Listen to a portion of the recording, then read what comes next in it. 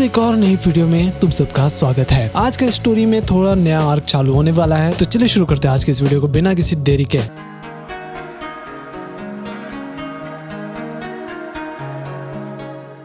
Story start होती है जब इरुका एकेडमी के नए स्टूडेंट्स को वेलकम कर रहा था। नारुतो भी स्टूडेंट को स्पीच देता है। बेसिकली नारुतो बोलता है कि एकेडमी में सिर्फ निंजा टेक्निक सीखना इंपॉर्टेंट नहीं है, बल्कि उन्हें उनके फ्रेंड्स बनाना, साथ में टीम वर्क करना और शिनोबी होने का मीनिंग भी समझाता है। इस न्यू क्लास में हिमावारी भी होती है, उसके फ्रेंड ईहो और यूइना भी उसके साथ है। कवाकी भी इसी क्लास में होता है, लेकिन कवाकी यहाँ नॉर्मल स्टूडेंट बनने के लिए नहीं आया। एक्चुअली कवाकी को एक सीक्रेट मिशन दिया गया है। उसका मिशन है कि युकिवारी को प्रोटेक्ट करना। वो लैंड ऑफ बैम्बू की प्रिंसेस और फ्यूचर में सिंहासन ग्रहण करने वाली है। खैर, एक्चुअली प्रॉब्लम ये है कि उसके किंगडम में कोई और पर्सन भी उस थ्रोन को लेना चाहता है, इसलिए काई की जान को खतरा है। काई के फादर उसकी सेफ्टी के लिए ना उसे कोनोहा भेज दिया है, लेकिन काई को खुद नहीं पता कि उसकी लाइफ खतरे में है। उसको लगता है कि वो बस कोनोहा में पढ़ने के लिए आई हुई है। कवाकी को कहा गया है कि वो एकदम लो प्रोफाइल रहे, मतलब बोरुतो की तरह फेमस होकर अटेंशन लेने की जरूरत नहीं है, जब तक काई के फादर को ये पता नहीं चल जाता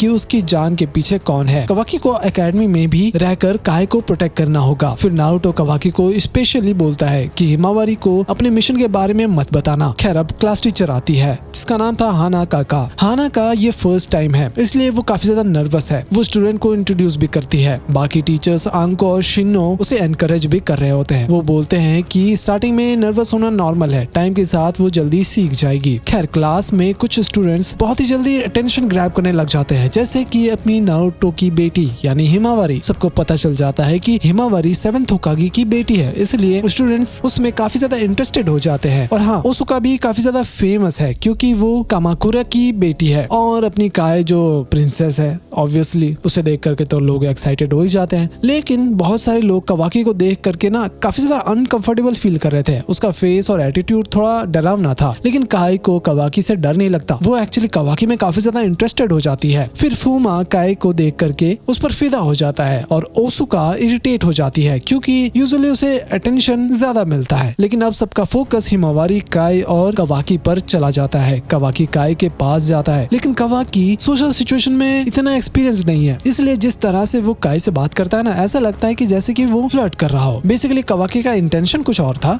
लेकिन क्लासमेट को कुछ और ही लग रहा था। वैसे हाना को टीचर बनने में काफी ज्यादा डिफिकल्टी हो रही थी। वो स्टूडेंट के सामने थोड़ा सा शाय और नर्वस फील करती है, तो आंको और शिनो उसे समझाते हैं कि प्रैक्टिस से तुम बेटर हो जाओगी। उसके बाद घर में हिमावारी अपने फर्स्ट एकेडमी के बारे में बताती है। बोरुतो सुनता है कि कवाकी भी एकेडमी में है और वो चौंक जाता है, ये कैसे हो गया। फिर हिमावारी भी नोटिस करती है कि कवाकी का बिहेवियर काफी ज्यादा अजीब है। फिर बोरुतो गेस करता है कि मे बी शायद वो नर्वस होगा। फिर जैसे जैसे दिन पास हो रहे थे ना, स्टूडेंट कवाकी को बहुत ही अजीब समझने लग जाते हैं। पहला रीजन है कि कवाकी नारुतो के बारे में बहुत पर्सनल डिटेल्स जानता है, लेकिन उसे पहले के होकागे के बारे में कुछ भी नहीं पता। स्टूडेंट्स को लग रहा था कि ये नारुतो के बारे में इतना ज्यादा कुछ कैसे जान सकता है। और तभी बेल बज जाता है और भाई अपना कवाकी सो रहा था। कवाकी तुरंत ही बैटल मोड में आ गया था, जैसे कोई एनिमी अटैक करने वाला हो। फिर हम देखे कवाकी का जो लंच बॉक्स था ना, वो काफी ज्यादा अच्छे से पैक किया हुआ था, जो उसकी पर्सनैलिटी के साथ मैच ही नहीं कर रहा था। हिमावारी भी नोटिस करती कि कवाकी काई पर स्पेशल अटेंशन दे रहा है। फिर हिमावारी समझ जाती है कि कवाकी कुछ तो छुपा रहा है, लेकिन वो अभी जानती नहीं कि आखिर क्या है वो चीज। खैर, हिमावारी कवाकी को बताती है कि काई को रोमांस नोवेल पसंद है। कवाकी सोचता है कि अच्छा, ये मिशन में यूजफुल होगा और वो काई के लिए एक रोमांस नोवेल खरीद लेता है। कवाकी को खुद समझ नहीं आ रहा था कि ये बुक मिशन में क्या काम आएगा। खैर, रिपोर्टर्स काई की फोटो लेने के लिए एकेडमी आ जाते हैं क्योंकि वो एक प्रिंसेस थी, लेकिन उसकी पब्लिक अटेंशन काफी ज्यादा हाई है। इकी को कवाकी थोड़ा सस्पिशियस लगता है। साथ में इकी काई को इम्प्रेस भी करना चाहता है, इसलिए वो कवाकी के साथ थोड़ा सा बैटल कर रहा था। इकी फुल फोर्स के साथ हमला भी करता है, लेकिन कवाकी बिना एफर्ट लगाए उसके सारे अटैक्स को डॉज कर देता है। लेकिन इकी समझ जाता है कि ये नॉर्मल स्टूडेंट तो नहीं है। खैर, इकी गलती से आंको और हाना की कन्वर्सेशन को सुन लेता है। वो स्टोरेज रूम के बाहर था और चुपचाप अंदर घुस जाता है और वहाँ से एक समनिंग स्क्रोल भी ले लिया था। फिर कवाकी